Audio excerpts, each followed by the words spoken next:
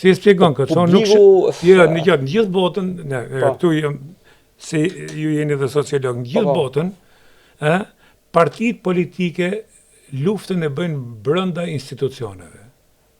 Apo jo? Flasin për vendet perëndimore. Ke pati që dalin deputetët e parlamentarët e dalin në protesta. Lufta bëhet aty, me alternativa me ashtu. Kur është koha zgjedhje, bëjnë zgjedhjet, japin alternativat. Kjo është rruga politike klasike në gjithë botën. Kjo është. Politika ka... Kur thua që nuk ka opozit, atë e dim që s'ka opozit. Se e pam dhe pardje. Sepse opozita është në të njëjtin batak. Ka qenë në të njëjtin batak. Ka bo korrupsion. Është si kjo. Ashtu dhe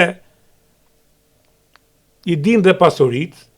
Din pasurit e Shkëlzenit, e pasurit e tjetrit, e Mediut, e gjithëve me radhë. Dhe këto janë të akuzuar për vrasje. Dhe Berisha kërcënon Spakun nga mjesit deri në darkë, se jo thatë ka kërcënu Belinda Vallukun.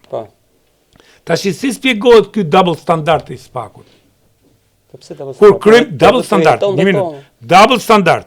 Pse është double standard?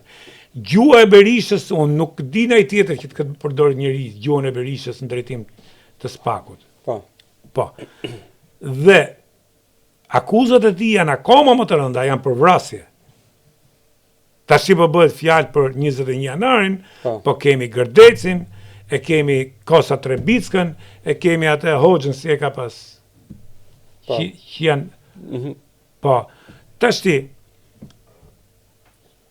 Berisha ka pasaportën, Berisha lëviz lirshëm, Berisha shkon kudo, kurse këtu zvën kryeministri. Ja hoqi pasaportën. Jo, Berisha po të ja hoqi, ja ktheu apeli. Po do të dëroj gjykata kushtetuese tha, me që ka kështu ligje se nuk ka kuptim. Po pse a kemi një double standard këtu?